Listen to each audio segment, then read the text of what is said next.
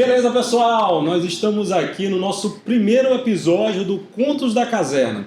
E hoje nós vamos iniciar com uma pessoa muito especial. A pessoa que foi inspiração para o nome desse podcast, né? Contos da Caserna Vermelha é o nome da obra. Trazido aqui, ó, nosso amigo Rodney. Bem, pessoal, a gente não podia de ser a primeira pessoa que tivesse aqui, fosse ele, o nosso tenente José Luiz Alves Pestana, segundo tenente aqui do Corpo de Bombeiros.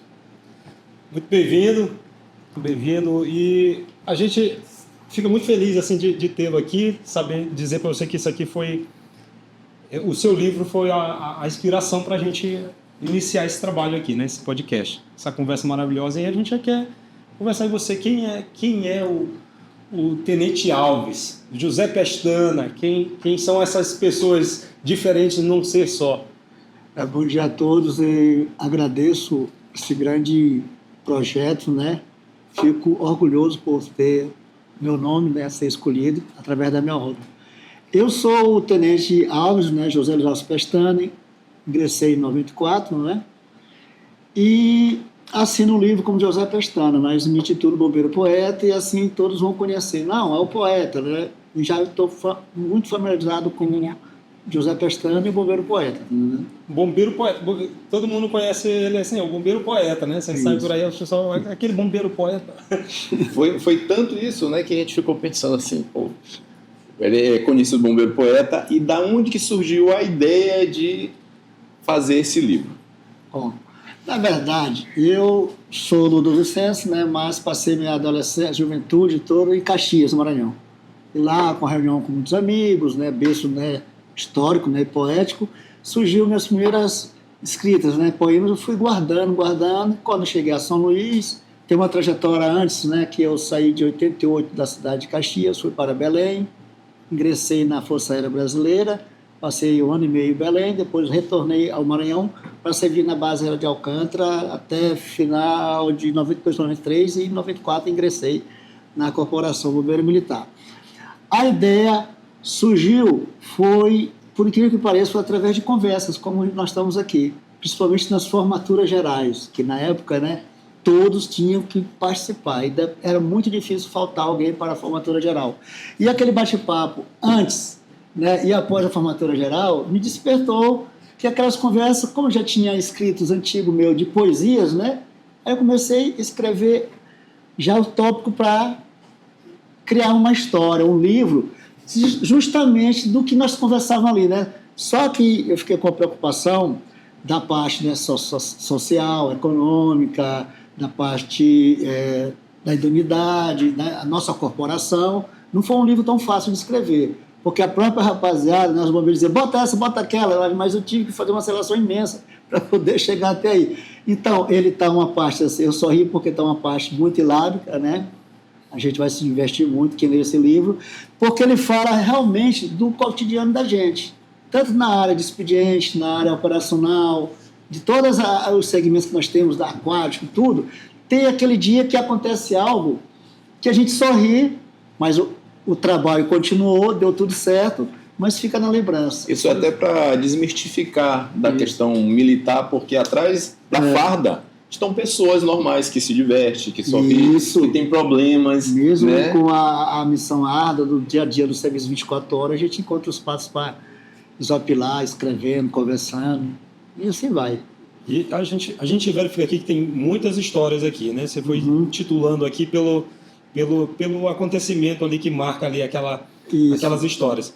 Você pode trazer aqui alguma história dessa pra gente, mostrar para as pessoas mais ou menos como está alguns temas desse aqui. Tem umas que marcam mesmo, né? Tem o título dá para saber pouco, mas eu lembro da Coisas Restritas, lembro também do Ocaso, e tem, acho que, Semelhança. O Coisa Restrita era o seguinte, que há muito tempo atrás, a segunda sessão era aqui ao lado da Policlínica, né? E tinha uma barreira lá dizendo Coisas Restritas, né? Então, segunda sessão. E um guerreiro, que hoje ele é oficial, também primeiro-tenente, era soldado, chamaram para o toque rápido de formatura, né? que chegou um oficial superior e tudo mais, e era o chefe da segunda seção. Ah, sim. E esse soldado da época tinha um pé de saputi, acho que não existe esse pé de saputi ali atrás, né? Estava bonito de saputis. Ele subiu, tá entendendo? E não deu tempo de descer, cara, pro toque. Ele ficou lá em cima, cara. Em cima do pé do saputi. E aí, o comandante na época, que hoje é coronel, chegou e uma ligação, né? E ligaram para ele e aí ele atendeu. Aí ele, não, tudo bem. Quando ele sai, ele ouve uma zoada, um barulho e cai uma saputi. Folhas, né? Ele olha para cima, tá lá o guerreiro lá em cima. Ele, o que você faz aqui? Tu não sabe que isso aqui é área restrita? Ele, eu sei, tá na placa ali, na época era capitão, é o seguinte, eu só vim pegar um saputi e procurar a minha cobertura. Aí o capitão na época falou assim, cobertura? É o toque lá de formatura, você está aqui procurando cobertura no pé de saputi? Não, desce. O que foi que você ouviu da minha ligação? Ele, nada, senhor, está aqui, ó, não ouvi nada, tapei os ouvidos, foi por isso que o saco do saputi caiu. Ele estava com o saco, na verdade, né? Resumindo a história, né? O capitão Ébora falou assim, ó, vai para a formatura, fica de lado, em pé lá, não entra em forma que tu está sem cobertura. Mas, quando acabar a formatura, a gente vai saber até que ponto tu falou a verdade, porque eu trabalho para saber qual é a verdade. Ele, mas o que o senhor quer saber ainda, capitão? Nós vamos descobrir como a tua cobertura foi parar lá no pé de saputi. Então, está mais ou menos assim, né? Simples, mas tem uma noção de disciplina, hierarquia e tudo mais. E é interessante que isso... ele também entra na história do Corpo de Bombeiros, né? Isso. Porque isso, a gente olha aqui pelo livro, que ele remete a alguns fatos históricos, né? Isso. Porque, independente de ter acontecido algo engraçado, mas geralmente vem, como a gente falou antes, que vem de uma atividade do Corpo de Bombeiros estava realizando, né? E geralmente isso acontece em campo, né? Essa história aconteceu aqui dentro, mas externamente demais. Eu lembrei, foi bom que eu falei, eu lembrei agora até para estar intitulado O Acaso. Hoje nosso amigo é primeiro-tenente, já está indo para a reserva, na época que ele era cabo, né, que era mais antigo, e ele estava de serviço, né, na ambulância, aqui nessa avenida aqui, a Médici. Então, teve um acidente automobilístico e quando ele chegou para fazer atendimento, a menina lá, muito bonita, né? Pelo livro eu declarei que era bonita, né? Ela disse, meu anjo, você vai me salvar. E olha que ele não tem essas características todas de um anjo. De beleza, né? Exatamente. Aí tudo bem, né? Fez atendimento, levaram para o hospital, numa boa. Aí ele ficou com aquilo na cabeça. Ela estava consciente, ela não estava com muito problema, né? Só as escorações. Ele disse, rapaz, eu acho que aquela menina foi a fim de mim. Ele, solteiro, vou visitá-la. Né? Levou um buquê de flores, ficou bonito e tal. Chegou ao hospital, aí pediu informações, conseguiu entrar. Estava a família, né, da menina lá.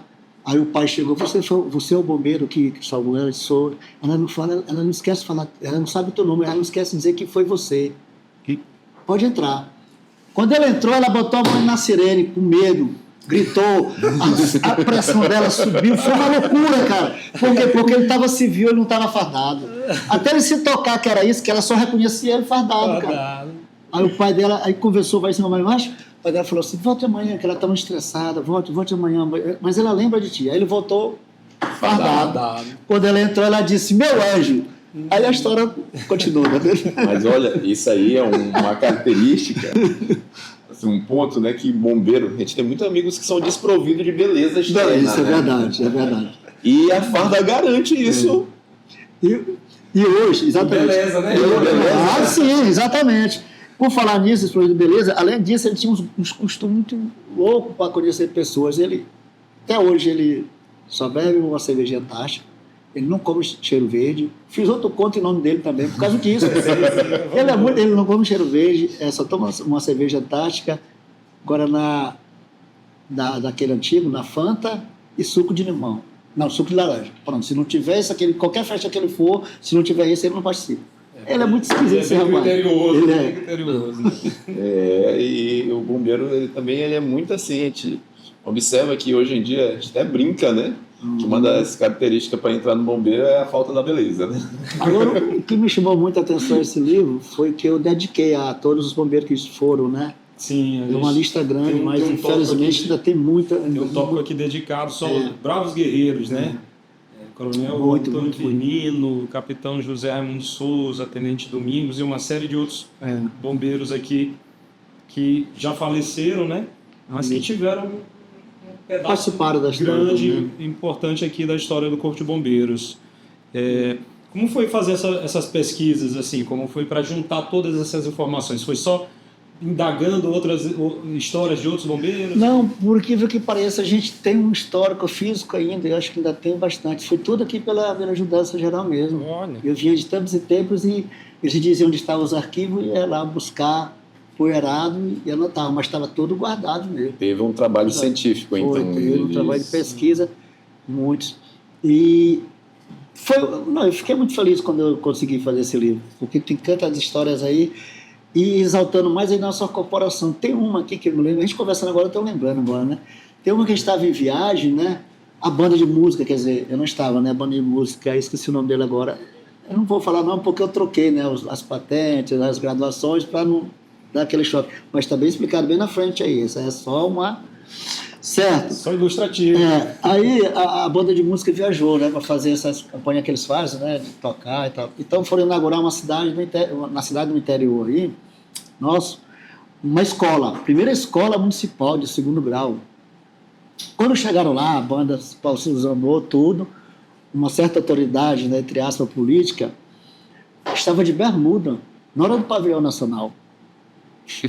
Aí a diretora falou, tudo bem, chegou a autoridade, agora nós podemos iniciar a nossa formatura. Aí o mestre da época da banda mandou dar volta, né? Meia volta, e disse que não ia estar no livro, que não ia entonar o hino e nem haver hasteamento da bandeira se ele continuasse com aqueles trajes, porque ele estava mais com um traje de churrasco do que uma cerimônia cívica. E foi aquela confusão, mas eu tinha um coronel e outros lá, outras autoridades, falou, não, você está correto, bombeiro, está correto.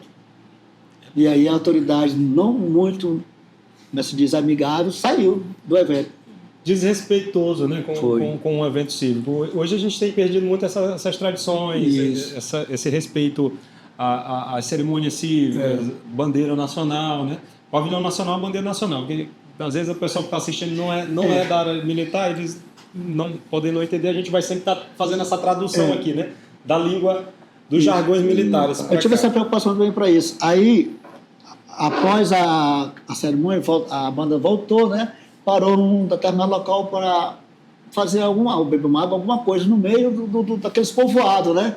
Do nada veio uma criança correndo, gritando, vocês são bombeiros de verdade? Aí não, nós somos. É verdade mesmo, ele saiu gritando, foi lá, chamou a mãe, mamãe, é bombeiro de verdade. Na época não tinha celular, foto, essas coisas. Aí acharam uma Kodak, né, uma máquina lá, tiraram ele, falou assim, tiraram a foto com ele, o garotinho muito feliz, ele gaguejava, falava, vocês são bombeiro de verdade, eu só vejo bombeiro na televisão, quando eu vou para casa de alguém assim. Então, é coisas que marcam, né? A gente sabe que um dos momentos mais icônicos que gera história para a carreira todinha é o curso de formação, né? Quando o pessoal ingressa, então pode reunir turma que vai ter história para contar ali no curso de formação. Meu amigo Pablo se liga na missão que está ali hoje nos bastidores. Você ali pode sentar com ele e ouvir muita história de curso de formação.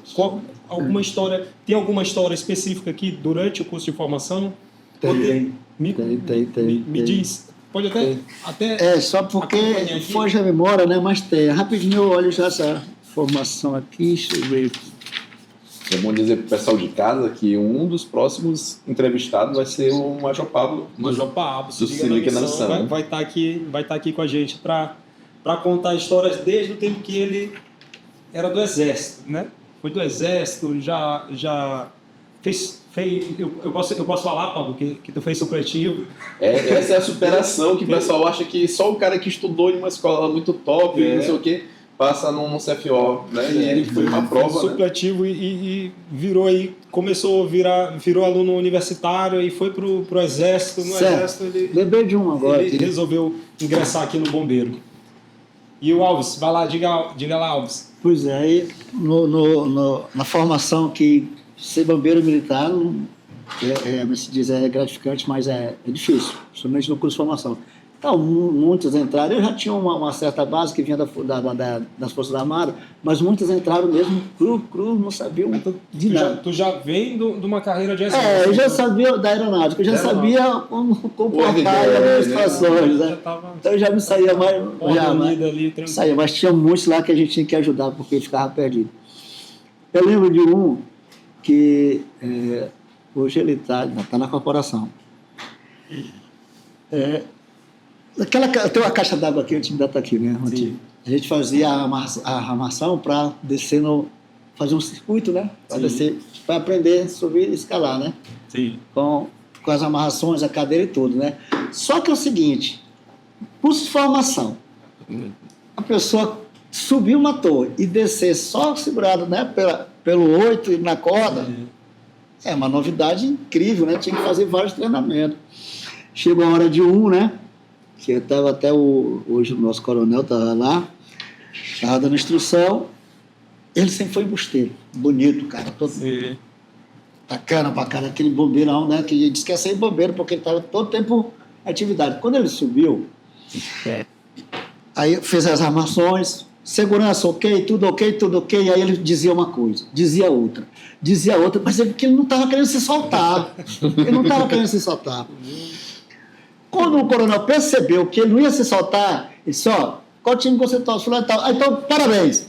E ele saiu gritando, meu Deus, o mundo vai se acabar. Quando a segurança segurou, ele desceu.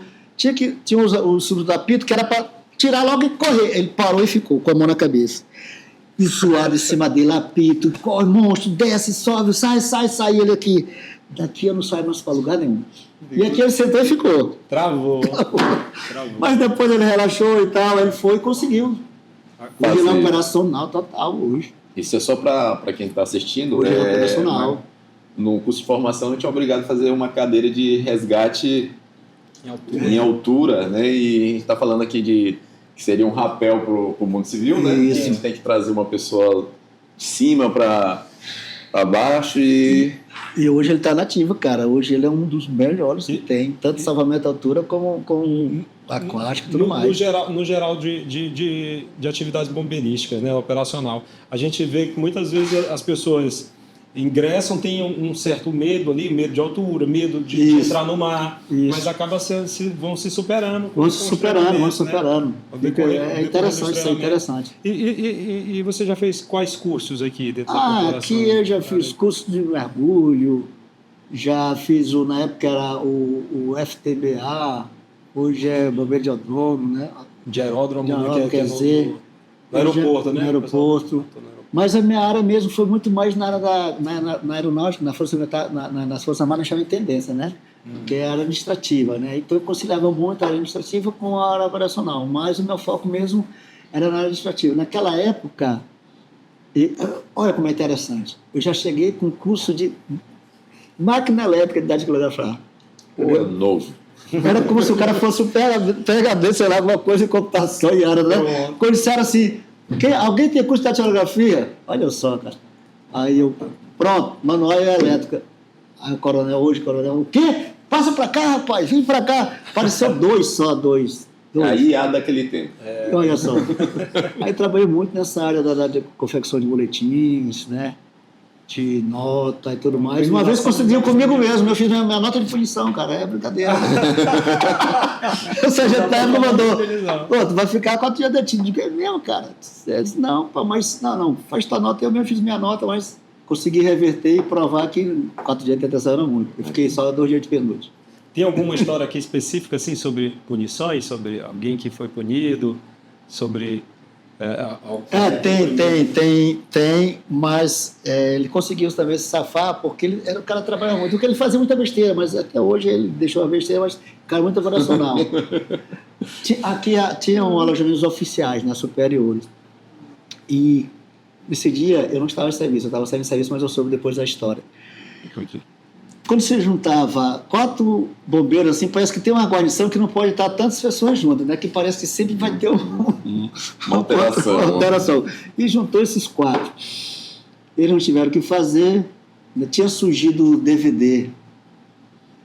Eles tinham a chave, aí o sargento de dia tinha a chave de todas as dependências do quartel. E deixou para um deles, olha, tu tá hoje como cabo da guarda, embora ele já sabe soldado mais antigo. Então você segura todas essas chaves, só passa para mim ou para o oficial quando chegar de viatura.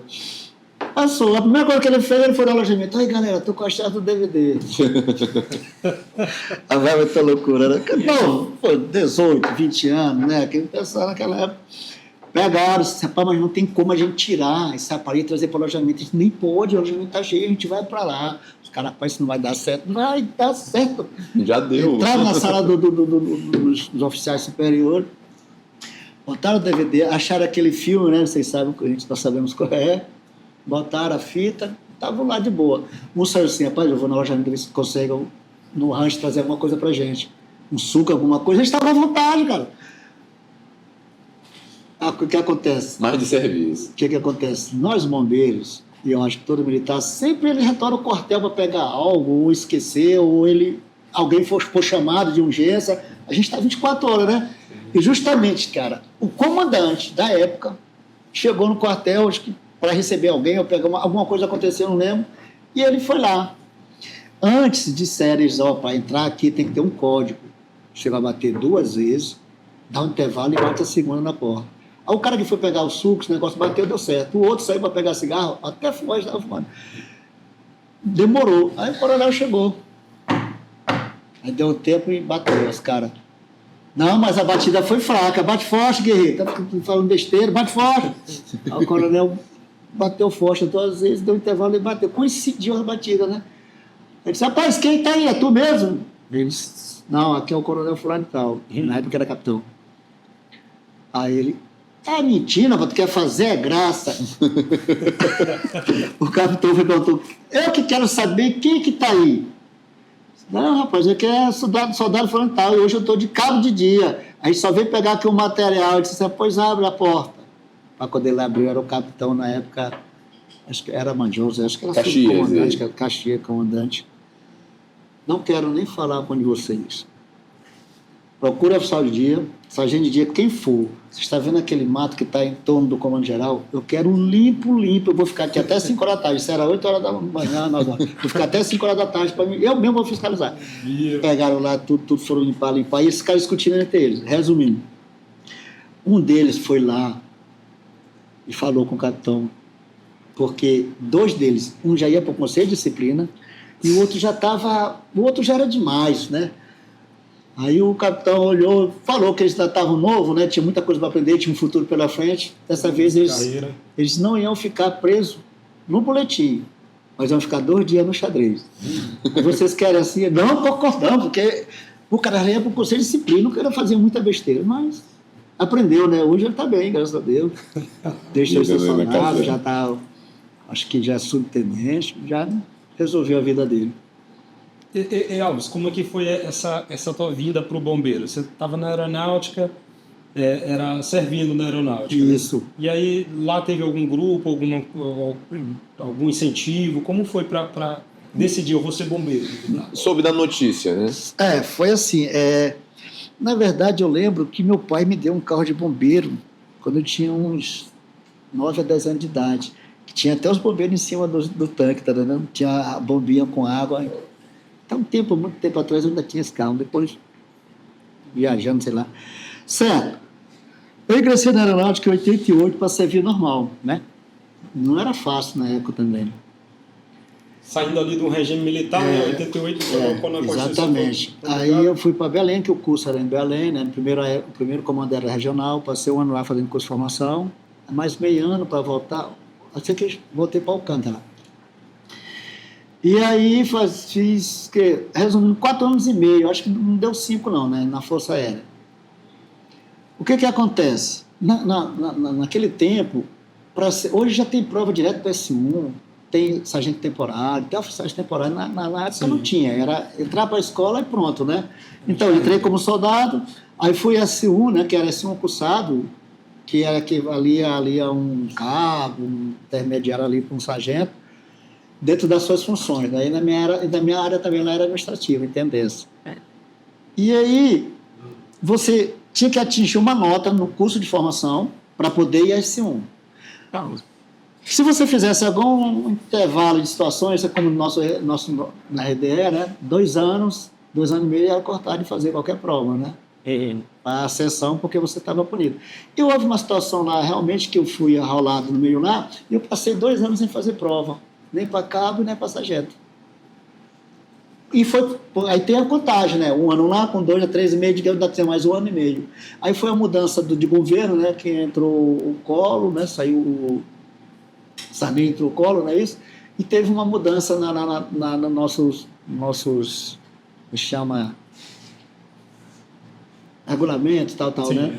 Então, quem tinha menos de 5 anos da corporação e não tivesse ainda o curso de cabo, no mínimo, tinha que sair da corporação. Aí me encaixou certinho. Eu digo, cara, eu vou sair depois de quase 5 anos. Aí eu saí no final de 92 para 93, praticamente. Aí eu fiquei só mesmo, vou estudar, vou relaxar um pouco, viajar. Ainda estava novo, estava com 24 anos, se eu não me engano. E aí, quando eu no interior lá, o pessoal comentaram, mas tá em São Luís, né? Rapaz, em vez de tu tá para lá, que vai ter concurso de bombeiro, tu tá para cá. Aí eu disse, rapaz, vai ter concurso de bombeiro, vai. Aí eu liguei para alguns parentes meus aqui, que minha família estava em Caxias, né? Aí disse, vai ter sim. Voltei, né? Fiz a inscrição e eu, como já tinha base, né, da área militar, mas na época tinha muito know-how, era Vale dos Doces, quem trabalhava na Vale, quem era bancário. É interessante como, né, vai fazer a diferença. E aí eu também fiz uma prova para Vale não, Alumar. Mas aí eu não quis nem Alumar, também consegui ser admitido até no INCA, acho que foi INCA, ou foi Correios. Aí, engraçado que era por telegrama, cara. Sim. Mandava o telegrama para sua casa, ficava ansioso. Aí chegou um telegrama, depois chegou outro, né? Aí, já tinha vindo a Força Armada, eu vou ficar com o bombeiro. Aí eu vim para cá. Seria mais o caminho, sim. E nesse período, já escrevia alguma coisa? Já, por onde eu ia, eu levo um baúzinho, eu tenho um baú lá em casa, eu vou colhendo, eu tenho muito material ainda para fazer. Eu estou agora num projeto bacana, terminei um, concluí, está feito um livro, estou fazendo outro. Eu só guardando, a questão é publicar. Fala pra gente aí desses projetos que tu já publicou e o nome desses que estão aí por vir. O meu primeiro foi, como eu disse para vocês, quando eu estava em Caxias, né, ainda adolescente, geralmente, né, a gente escreve por paixão por uma professora, isso aí é psicológico, sei lá. Foi aí que começou a história? Foi. Aí fiz alguns poemas, fui fazendo, fui gostando, fui escrevendo, mas muito imaturo, né? Mas com aquela ideia, rapaz, um dia eu posso fazer um livro, fui guardando, né? Caixa, baú, fui guardando. E quando na aeronáutica, né, já estava mesmo datilografado, né, bonitinho, né, as folhas. E eu fui passar umas férias em Caxias e botei dentro do ônibus. Eu não sei onde é que está esse livro. Se um dia publicarem, eu não sei o que eu escrevo, né, mas perdi tudo, cara. Aí comecei tudo de novo, guardar. Aí quando já estava uma junção bacana, né, eu fui atualizando. Aí consegui lançar o Linhas da Vida em 2005. Qual é o foco? Se eu não me engano. Era só poesias mesmo do dia a dia, tá entendendo? Poesias. Sempre tive a preocupação, como eu falei antes, né? O cunho social, socioeconômico, né? Uma diretriz de autoajuda. Sempre tem também mais enquete. Eu gosto de terminar meus poemas com uma pergunta pro leitor, tá entendendo? Tipo assim, você vai por aqui, eu vou para cá. Mas eu não tenho uma linha direta para dizer assim, eu sigo esse roteiro, tá entendendo? A minha inspiração é pessoas, é animais, é floresta, é a junção. Eu sou muito versátil nessa parte de escrever, sabe? Aí fiz esse de poesias, primeiro, depois eu fiz o outro de poesia, né, em homenagem ao meu pai, né, que é meu senhor professor, né, que ele já é um pouco mistura de poesia em si, com poema, com a ideia de que tudo que a gente conversou, eu transformei em poema, né? Mas as minhas tiragens sempre foram poucas, cara. 200 e pouco, 300, que muita mais era produção independente mesmo, que é difícil. E não tem mais físico, não, mas ainda tem mídia ainda esses. Aí depois meu senhor professor veio o Conto da Caserna. Então, e depois do Conto da Caserna, veio quais? O que está aí no forno? Ou já saiu algum livro depois dessa? Quais são esses planos aí para o futuro? Tem uma ficção que está muito difícil, acho que só vou terminar depois que eu for para a reserva. Já escrevi ele já há um tempo, né? Mas eu fiz um agora contando minha trajetória, minha e da minha esposa. Cartas e Sonho, o nome do livro, está terminado. Muito bom.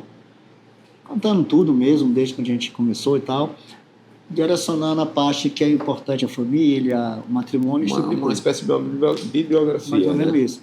E o outro que eu também iniciei, já está com 2 meses atrás, eu tive a ideia de escrever um livro, não sei por que essa ideia, mas a gente que escreve, a gente tantas vezes passa tempo sem escrever, que tem tempo que vem bombardeando tanta ideia na cabeça. É Deus, né? Dom de Deus, né? Eles têm tanta ideia na cabeça.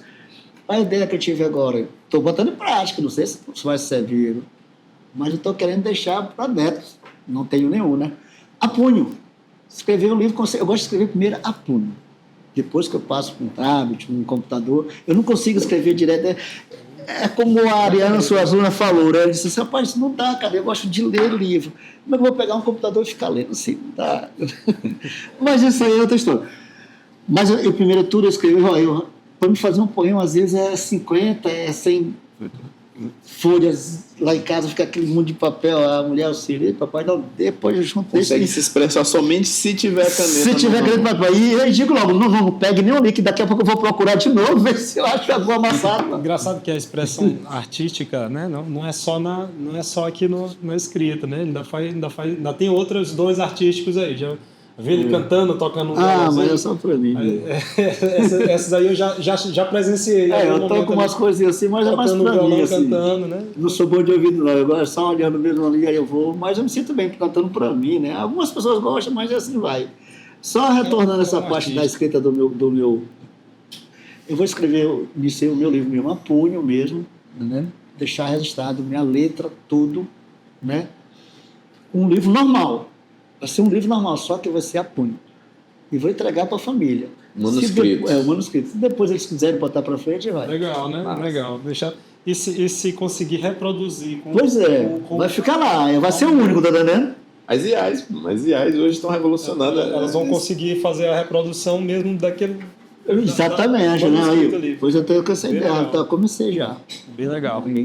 Mas tem tempo que a gente para, tem tempo que a gente não tem inspiração nenhuma. É uma coisa incrível. Vem assim... Vem. Às vezes vem o seguinte. Eu acredito que a maior parte dos escritores, de todos os segmentos artísticos, poema, letra, música, tudo, vem através de sonhos. Foi vendo comigo assim, através de sonhos, geralmente na madrugada, quando você está naquele intervalo de 3 a 5 horas da manhã, se teu sono está, tu acorda, não acorda, naquele intervalo vem muitas ideias. Você tem que estar com um papel do lado, uma caneta, senão você perde. Porque é uma coisa iluminada. Se você não tiver com o papel caneta naquela hora, você não, já aconteceu muito comigo, não, está tudo memorizado, com a preguiça de levantar e pegar o papel, ou virar do lado para pegar, não, amanhã eu lembro tudinho. Tu lembra tudo picotado. Falou, esse horário aí é um horário no militar, né? Somente o senhor que veio Isso, eu escrevi muito aqui de serviço, cara. Então, assim, a gente tira a guarda de 24 horas e quando eu chegava lá, soldado, o cara tem que rachar uns horários, o olho do furacão, né? Mas era por isso que o pessoal me chamou de poeta desde muito tempo, porque eu ainda não tinha nem escrito livro. No meu intervalo eu ficava sentado lá, escrevendo, porque não tinha... Aquela fome de escrever, aquela ânsia, tá entendendo? Que não dá pra você dormir, era difícil. Mas aí... Mas prazeroso. Também. Aproveitava a inspiração que chegava naquele momento. Aí o pessoal já automaticamente não. Chegava os horários para dividir o horário, gravava. Esse aqui é o. Bota o poeta. Bota o poeta nesse horário aí que ele. Exatamente, muito mais. Aí é assim, cara. É muito bom. Voltando, muito bom esse bate-papo. É doido, isso aqui vai show de bola mesmo. Todo mundo vai. Então, gente, quem quiser adquirir aqui o Contos da Caserna Vermelha. pode fazer como? Como é que vai encontrar aqui? Tanto livro, rede social? Como eu disse, estava conversando com o Rodinei. A tiragem foi pouco, acho que 6 exemplares, se eu tiver ainda uns 5 é muito físico. Foi tudo vendido. Mas tem loja. Tem lá naquela loja do shopping, como é? Que é dos escritores, Maranhense, a AMAN, né? A Associação Maranhense, Amei. Tem lá. Tem na AMEI. Então, para encerrar assim, como assim surgiu o nome depois de o senhor foi lá, pegou todas as histórias, porque geralmente é igual fazer uma redação. Você pega todas as histórias e aí... Não coloca o título. Coloca o título, aí... Como foi surgiu, né? Conto da Caserna Vermelha.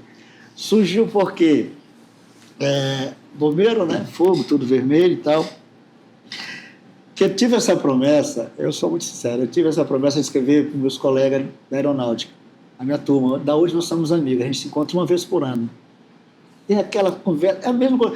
Só que eu quero fazer ele quando eu estiver na reserva, para não fazer as pressas também, né?